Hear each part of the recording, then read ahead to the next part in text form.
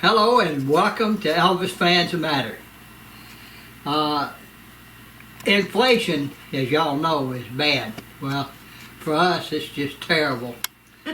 This is the only Christmas tree we could afford this year. It's a cute little thing, though. But, I mean, yeah, what can I tell you? Hey, that's my favorite Christmas tree. No, actually, we've had this one, how long? About A long, long time. yeah. But anyway, I just finding everybody. I'm gonna set it down over here. We're starting to get into our Christmas. Yeah, our Christmas spirit, and I guess I probably look like a Christmas tree. These come to think of it, you do. I wanted to wear these earrings though because Dakota made these for me when he was in kindergarten, and I've kept them all that time, and I wear them every year. So That's all she can afford. it's all I can afford. No. But no, I want to do some. I want to say hello to some people and give some shout outs that we back in. Hey! Oh, that wrong shout out. My uncle, we call him Bear. His name is Charles Boland, but he's my mother's only living sibling. And him and his wife came from Florida up to my cousin's, their daughter's house, and we were able to go down and have dinner with them in Oxford on the square. And I wanted to say shout out to Bear and Bess and Lane Boland. That Lane is my cousin, and Angie Edwards, my cousin. That's their daughter. And a big shout out to Barbara, Lee, and especially Vivi. They're my cousins. Ronsville is their last name, and I got to be with them too. And we want to say a very happy birthday to our Ben. It's his first birthday, December the 4th, and we're looking forward to his birthday party. Yeah. And also a shout out to Missy J. McAmis and Debbie Brown, Linda Nichols. They're friends of ours, have been friends of ours for, 40 or 50 years, ever since the world began. Alan Wade and Cheryl and Tom Kirby.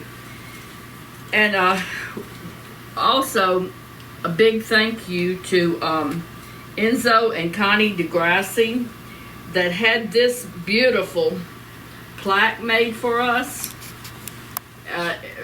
It has a special place in our house, and you don't know how much we appreciate this. It is so nice. First gold record. It's our first. We plan on getting a lot more. It is so like nice. Elvis, you know. Yeah.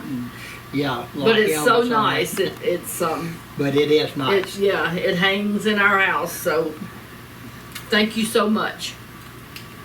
And also to Norma Mentz and Susan Guthrie. They for the cheese that they sent for Christmas, and always doing something nice for us. Thank you so much. And we love cheese. Of yes. course, we might be a little stocked up afterwards. No, but thank you so much. Thank you. We'll use that at Christmas especially.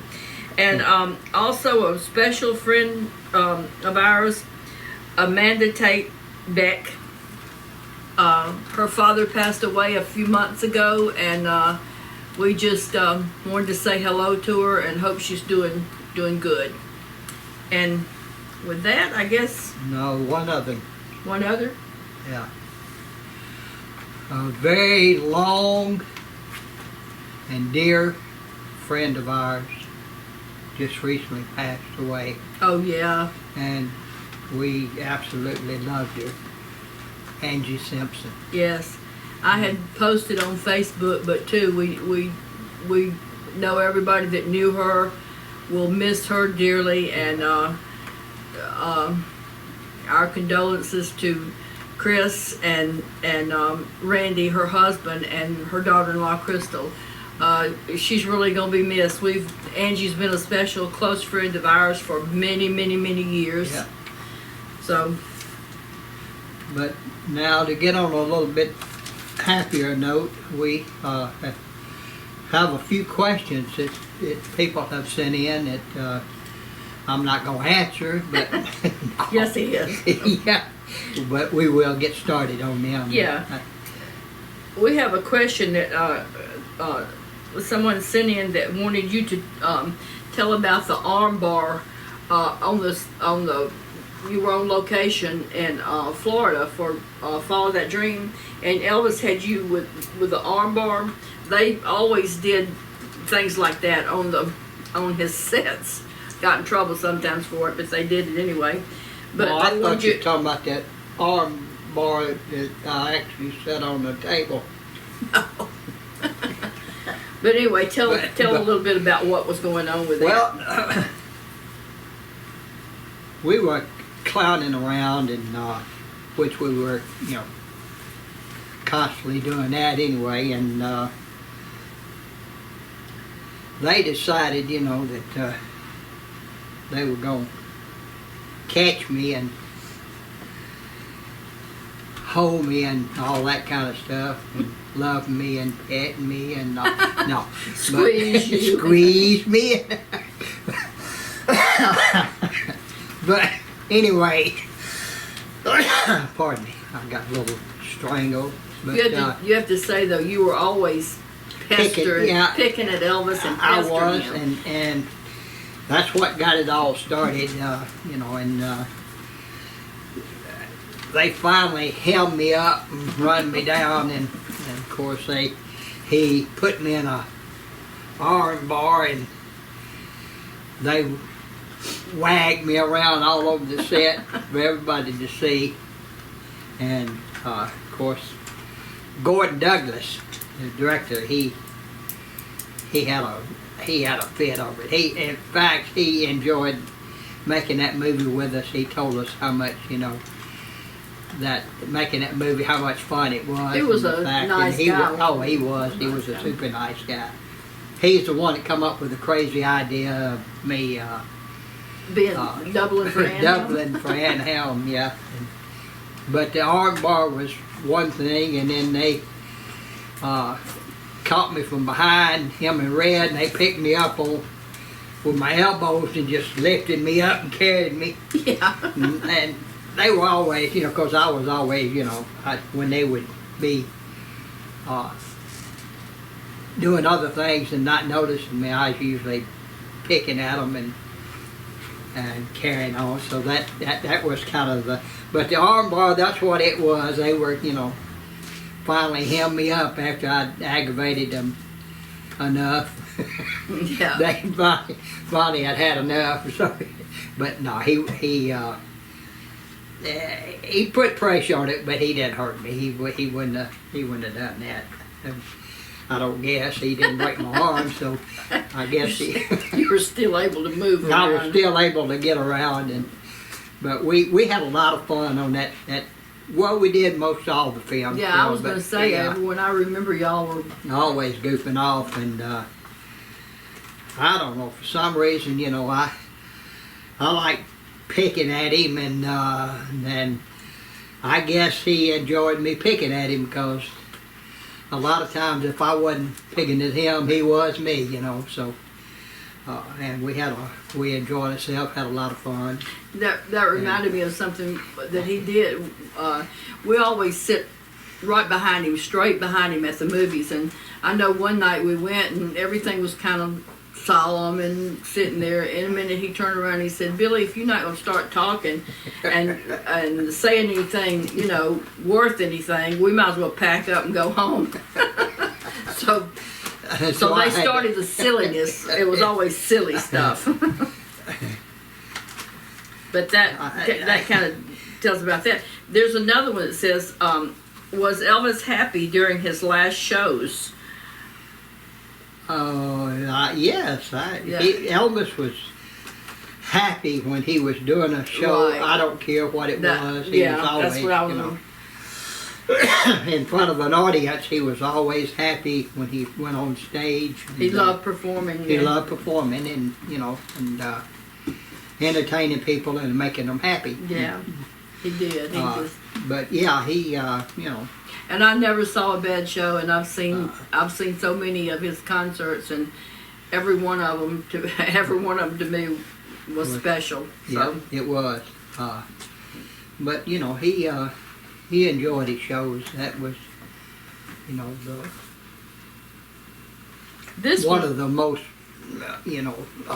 enjoyable things that he did. He loved it. He loved his the fact that he was entertaining and all, and but he loved his fans. he was definitely happy. Yeah, he was happy. This is kind of a touchy, but it's been told before. We don't touch it. Well, it needs to be Can't touch clarified this. because Mhm. it wasn't the way that someone told it. We were there when this happened, and I just, it just needs to be told like it really happened. So it says, "Is it true that Elvis slapped Charlie Hodge?" And yeah, that's true. He did once. Yeah. But it was a whole situation that led up to it. Everybody knows that Charlie liked to drink a lot, and Elvis loved Charlie. Charlie loved Elvis, and we all loved Charlie too. But he had been drinking a bit and was kind of annoying. And we were outside at Graceland, and Elvis was given a car away to somebody that he had it brought around front, and he was going to give a car away. I think it was a Lincoln, wasn't Yeah, it? it was To surprise him. And Charlie kind of was ruining the plot. He kept talking and saying, "I'm going to get this, and I'm going to do that, and I'm going to do that." I'm gonna get me a new Rolls Royce. I'm gonna get me a new Rolls Royce. Or Elvis said, "No, Charlie. Now you're not, and go on, and you need to calm down a little bit." And Charlie kept saying, "Yeah, I'm gonna get a Rolls Royce." Yeah, Finally, I'm Elvis gonna get me a new Rolls Royce. Finally, Elvis said, "You cannot afford a damn Rolls Royce." Only I can help it. Yeah. But he just kind of, he said, "You're ruining my moment," So he just kind of backhanded him out of just frustration. But it did not knock him to the ground. It didn't. Charlie didn't say anything vulgar that was said that Charlie said is why Elvis slapped him. That's not true. And Charlie did not fall to the ground. No. Elvis regretted it. But Elvis was not one to say, "I'm sorry." Of course, it was really who was there was me, Billy, Ginger Alden, and Elvis, and Charlie.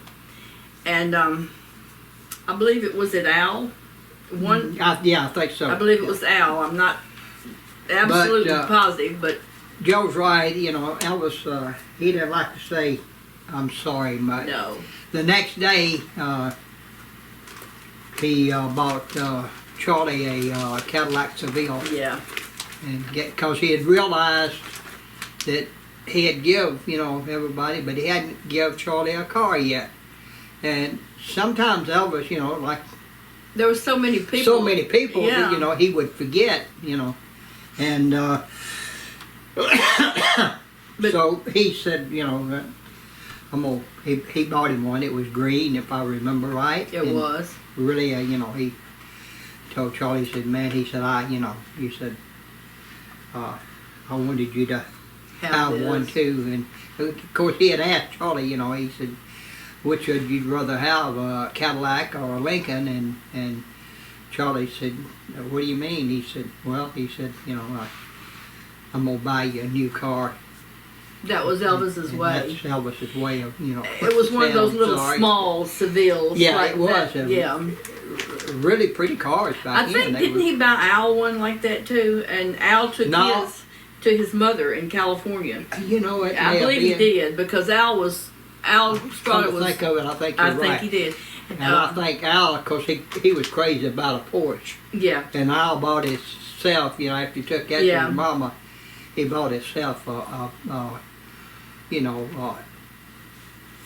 cheaper model, you know. Al Porsche. was a great guy too. Al was, you know, He was. he was Two-step. two-step. Yeah. That's what Elvis called him, two-step, because he said I can tell Al something in 2 steps and he's back and got it done. So, but Elvis was just that way with everybody. His, you know, people like to hear about his generosity. You just can't imagine the things that he did just for, he didn't have to have a reason. No. He just, I mean, it didn't have to be your birthday, didn't have to be anything. And you know, we had to be careful about saying we liked anything or because if you did, he would get it, and you felt kind of like, oh my God, you know, if I say anything. I know once and this, I just couldn't believe this, but my dog that I had for like 14 years passed away, and Elvis knew I was upset about it, and he gave me $5,000 just, you know, and I said, you know, he said, don't argue with me because I'll take this gun and I'll shoot you. That was his favorite line. I'll shoot you. I'll shoot you. But he did. I mean, he was just that way. He understood that people did not have the ability and the means that he had, and he tried to solve as much as he could for everybody that was around him and strangers and everything else. That was just his way of that was just the way he was. Yeah, he just, it was. you know, He was just, you know, he just, generosity, you know, was just, this one is. I don't know how to say it. He just, you know, loved to give and see people's faces, you know, and all that. That was his main thing. That He was- would yeah. love to say and talk about what you looked like and how you acted, and if you fainted or if you started crying or if you whatever. He loved it. But that was I think he loved giving a lot more than he liked to get. He could get anything he wanted. So I mean, it was the little things that made him happier than. Yeah, he, boy, it was Like those extremely rings, hard. like those plastic rings we had that we gave him. Yeah, Had an aunt enclosed in a plastic ring, and we got one. We were at a flea market. We got had one. watched the Monty Python Yeah, picture, adamant. and That's what we called it, adamant. yeah, But adamant. But we wore him up to his house, up to his room, and he always noticed 'Cause everything. we had got to acting like, you know, we'd Yeah. watch that movie, and we had got to acting like ants, you know, doing our fingers on top of our head and just acting, you know, Silly.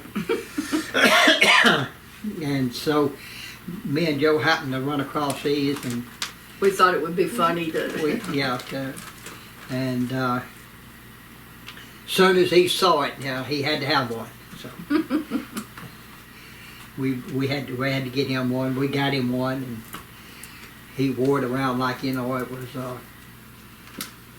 the real diamond Hope ring, diamond. Hope diamond or something, you know, for a few days, you know, and then naturally he throwed it as far as he kept it, and I don't know, it may still be at Graceland somewhere, but just little things like that. It was hard to buy for Elvis. Yeah. It really was. You didn't know, you know, and in fact, I think I asked him one time, I said, you know, God, we can't get you anything like what you give us. He said, anything you get me.